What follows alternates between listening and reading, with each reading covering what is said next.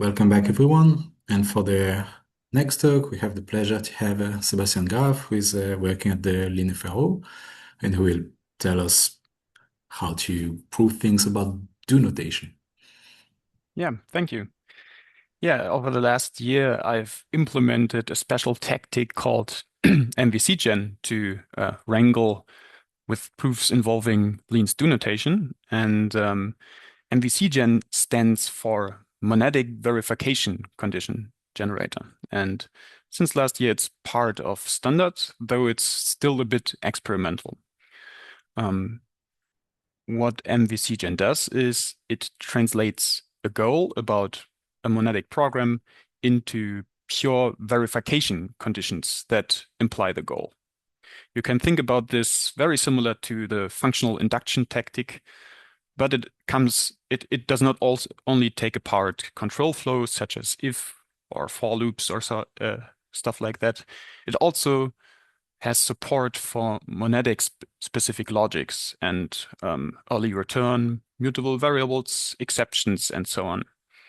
Now, the goal is to accommodate many different practically relevant monads, and it comes with batteries included for standard computable monads and transformer stacks. There's also a reference manual entry that I suggest you check out if you are interested in using mvcgen.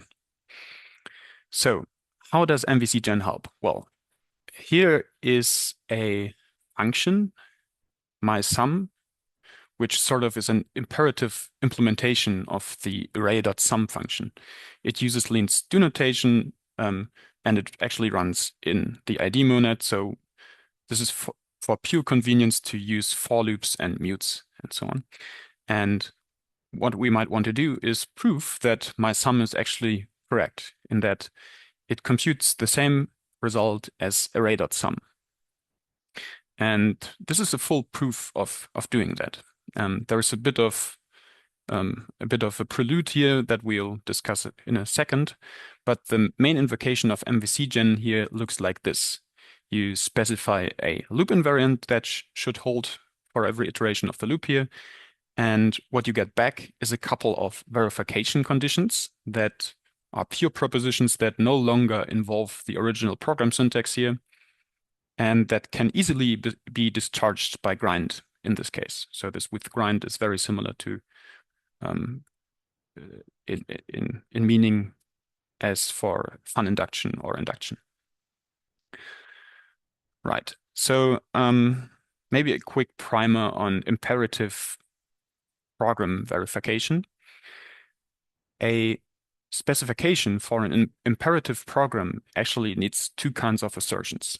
There is a precondition P that is to be ensured by the caller of the actual program proc that we want to verify. And then there's also a postcondition Q, which the program proc ensures after running. In this case, the precondition here states that the monadic state that the program modifies is to be equal to 3. And then what modify by 2 does is, of course, that afterwards the state must be 6.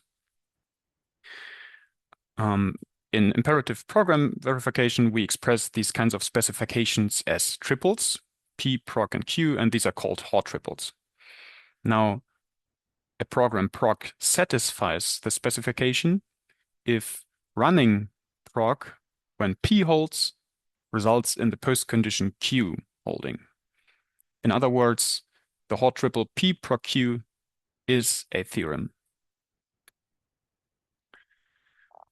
How is this useful? Well, in terms of standard do, which is the library that comes with mvcgen, the Hort triple is defined as if the precondition P holds, then the weakest precondition WP of the program for the postcondition Q holds.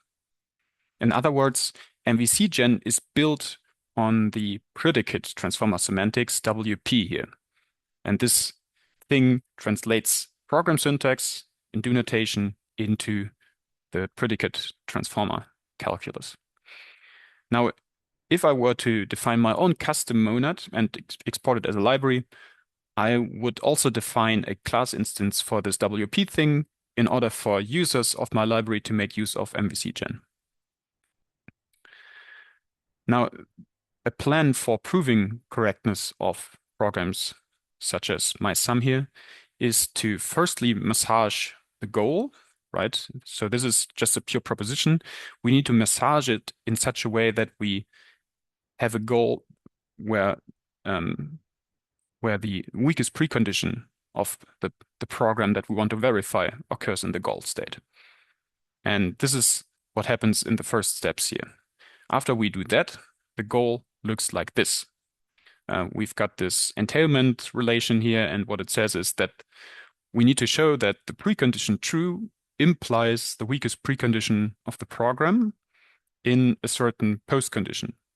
And this postcondition is exactly the thing that we wanted to show in the pure setting, right? If I go back, basically we just replace this guy with some kind of free variable.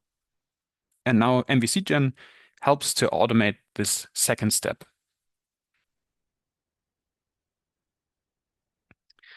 Right, how does mvcgen work? Very briefly and roughly, I'm going over many details here, or glossing over many details. So firstly, whenever the program is just a pure expression and purely returns x, then, well, it suffices to show that the post condition holds for that x. That makes sense. In order to show that something holds for the bind composition of, so for the program x bind f, it suffices to show this thing here. Now, note that the general goal here is to keep pushing the weakest precondition obligation into sort of the program parts in order to make progress. So for example, for if statements, it suffices to show, well, it suffices to push the weakest precondition inside the then and the else branch, and then sort of lift the if condition outside of the actual program. And similarly for match, it suffices to show that we can show the weakest precondition for each of the match arms. Now, the interesting case is when there is a call to some monadic function foo which takes 3 parameters a, b, and c. In this case, we cannot like push any deeper. And what we have to do instead is we look up a specification for the function foo in our specification database. This is very similar to a simp database. And let's say we've looked up the following Hort triple for foo, then it suffices to show. So remember, our goal is to show this. And with this specification, it suffices to show that Q prime entails our original postcondition Q, and furthermore that the true precondition entails our new precondition P prime here. And this is exactly how the verification conditions are born. Note that we discharged a proof obligation about the program by something that just involves a logical entailment of these preconditions and postconditions. Now, one more interesting example is that for loops, where it suffices for the user to provide an invariant I, which is sort of a postcondition that is indexed by the collection that we are iterating over, say a loop. And it suffices to show that, so the loop index, or this list that we index the invariant over, it characterizes how far we've gotten in the iteration. Now, obviously, if we are at the end of the iteration, if we've seen all the list elements already, we need to have that the invariant entails the original post condition. Likewise, at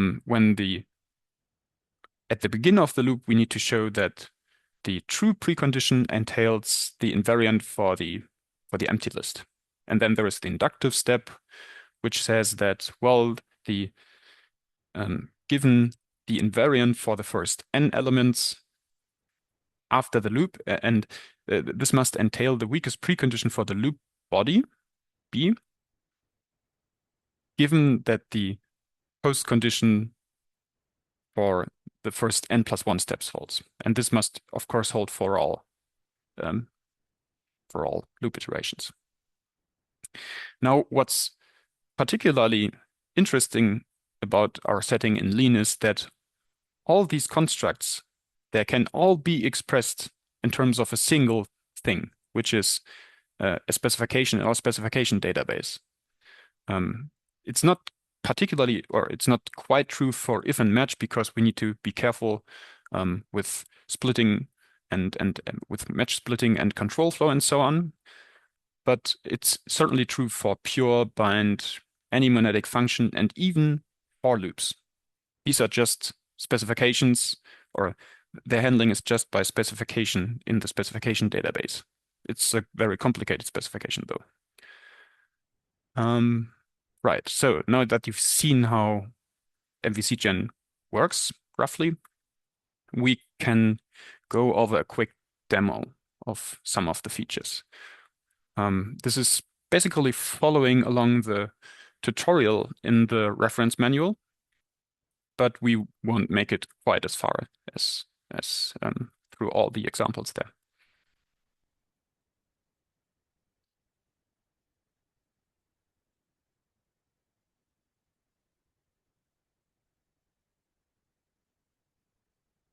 So I just shared the new screen. I hope this is visible to everybody. If not, just yell or something. So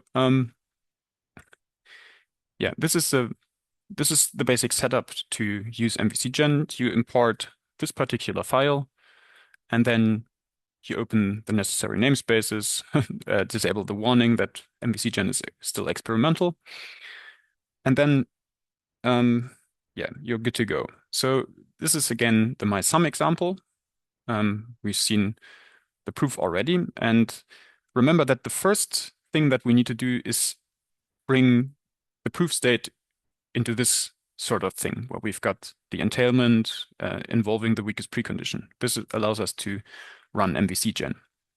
And we do so by first generalizing our hypothesis as follows, right? We punch a hole into our proposition, into our goal, exactly where the monadic program appears, right? So the reason is that we want to focus on the definition that is implemented in terms of do, or rather id.run do. And yeah, in this case, the X here is implemented in terms of id.run do block. And now what we do then is we apply this sort of adequacy lemma. I won't go into too much detail about why it's a good lemma to have, but it does the right thing for us here. Namely, we give it the thing that, or this proof that X is my sum, right? And what it will do is it will unfold the definition of my sum for us and focus on the do block. That's all it does. And then we can call out to mvcgen, supply the proper invariant that we need for the proof to go through, and then hand over the verification conditions to grind. Just to show you how the proof state looks without the special syntax of mvcgen, in the basic use case, you will just see a bunch of, well, invariant subgoals and verification condition subgoals. The verification conditions conveniently are prefixed by a vcn prefix, and the invariants are called inf n. And yeah, so the first thing in doing such a proof is to think hard about what the actual invariant should be. And then you can either specify this invariant by using case notation, or more conveniently, you can use the invariance block here to specify it.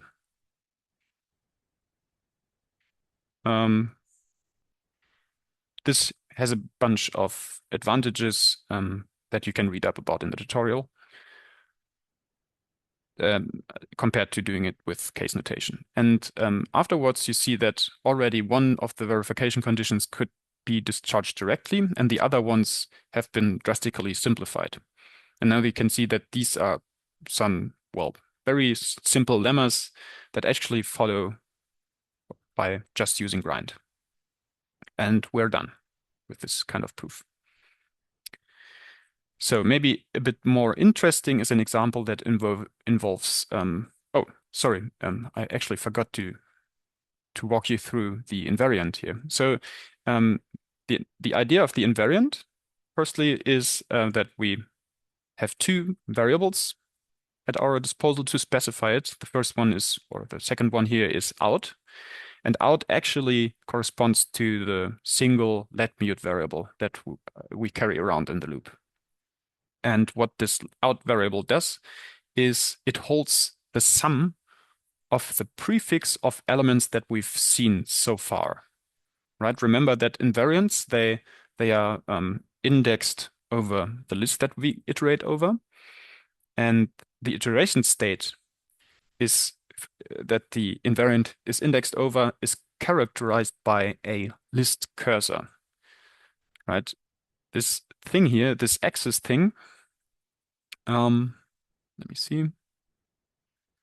A cursor for a particular list, such as the list representation of the array, is just a prefix and suffix of that list, such that, well, the original list, in our case it's an array, is the concatenation of that suffix. So a cursor very closely characterizes where we are in our loop iteration. Now the invariant is that the out variable, it contains the sum of the elements that we've seen so far. And there's a lot of special syntax things going on here, but please just believe me that this syntax here, everything it does, it embeds a proposition in prop into the assertion language.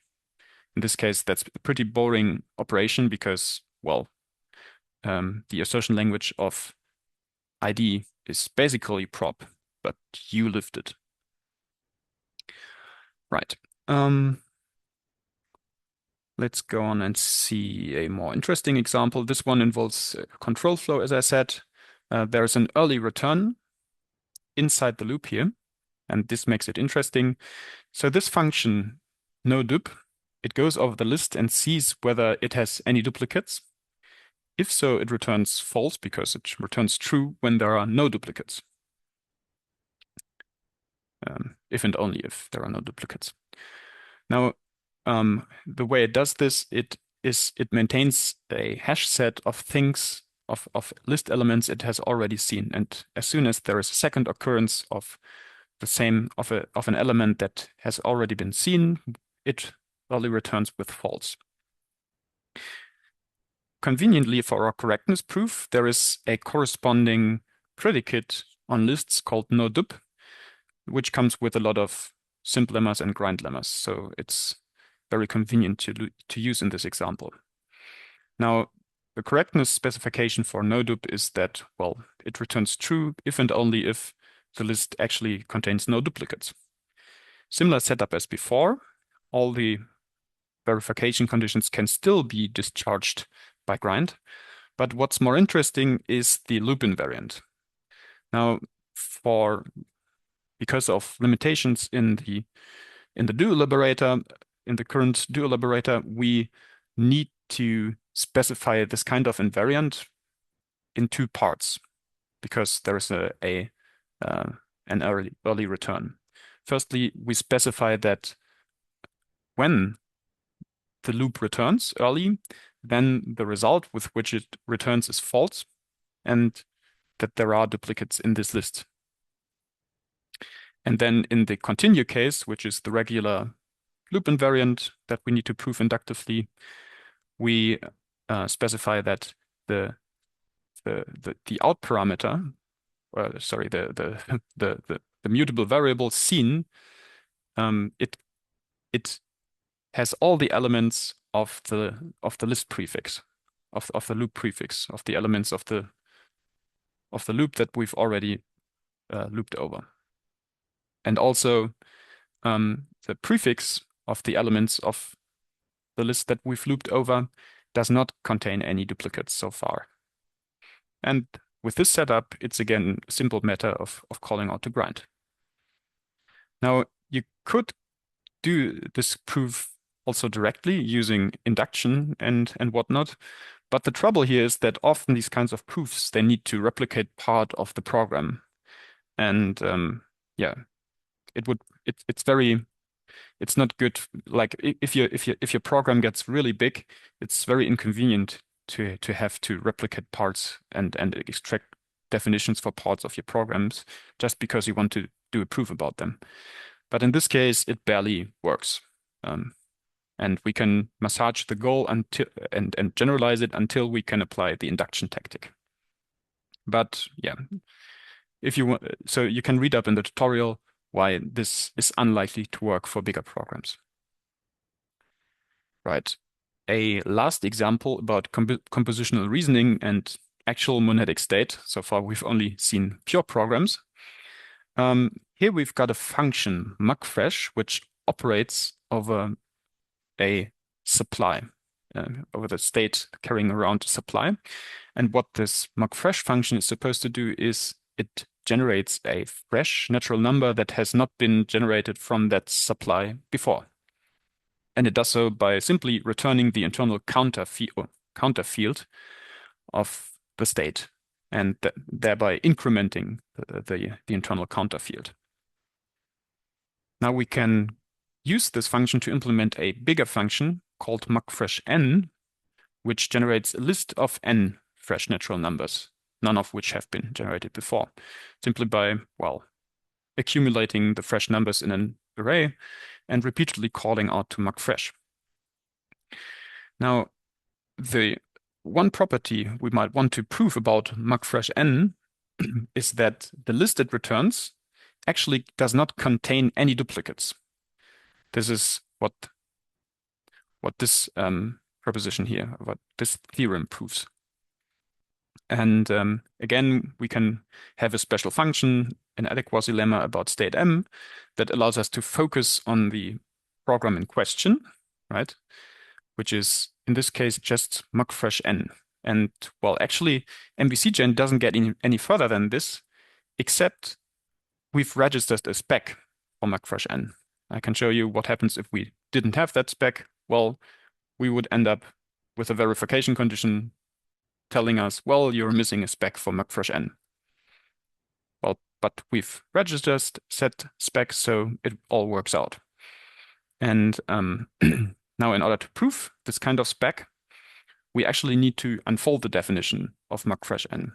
And we can do this similarly as for simp by just specifying the definition in the call to mvcgen. In fact, this allows you to add mvcgen and other simp lemmas to an internal sim set, which applies to the program expression. Again, there is an invariant that we can use to prove that mvcgen spec actually, well, satisfies the specification here, namely that in any context, in any state that we call it, the result will contain no duplicates, the resulting list. And well, this is a fitting invariant for that case. And yeah, proving this is again easy with grind, but I can show you again what happens if we fail to provide the proper invariant, the proper specification for mvcgen. Well, we get another VC that we need to prove. But so the point of this example is that we can decompose proofs about bigger programs, such as mvcgen, into small parts involving thus only specifications for those smaller expressions. So here we didn't need to unfold mvcgen. We only needed to unfold mvcgen to prove the property. And this is very important for scalability of proofs. Right, that's it for the whirlwind tour of mvcgen in practice. Let me return to the presentation to wrap up.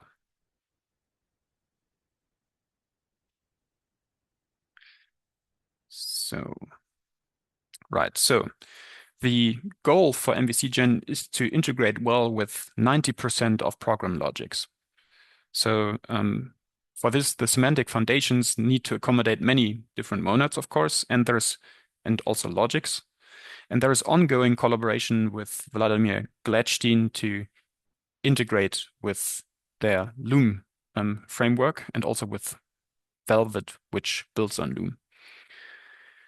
Now, the focus is unary program logics at the moment, but maybe in the future relational program logics are conceivable. The problem there is that it's unclear what kind of relational program logic we should target.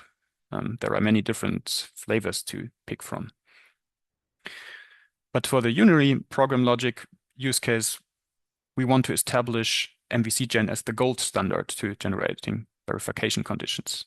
And in order to do that, we will continually improve the generality and scalability of the tool. Right, so in the future, as I said, one goal is improving the generality and scalability, but also thinking a bit further, we want to enable intrinsic Daphne-style verification of do programs. This will build on the new do elaborator that I'm currently working on, and it hopefully will enable stuff like non-opaque definitions of while, which build on extrinsic fix, a new primitive that Paul Reichert implemented, and probably also needs support in the elaborator in terms of well-foundedness pre-processing, because we need to insert calls, or we need to, well, basically do some, we need to enrich monadic programs with some subtyping proofs. And then what this yields us is that we can probably provide a while loop that allows us to, well, specify a measure in which we can prove that the while loop actually is total. Right, just to give you an example of what kind of intrinsic verification proof I have in mind, the user here wrote a Fibonacci function that, well, implements the Fibonacci recurrence as a loop. And they also specified that a post condition that should hold for the Fibonacci function, namely that it matches a certain Fibonacci spec function. And what they also did is they provided in the program text the necessary invariants to conduct the proof. And the goal here is to extract from this program syntax a proof, a theorem, fib.spec of the following form, and discharge it by grind automatically so that you can use this specification immediately in any proof involving mvcgen. Right, so that's it from me. Thank you, and I'm happy to take your questions now.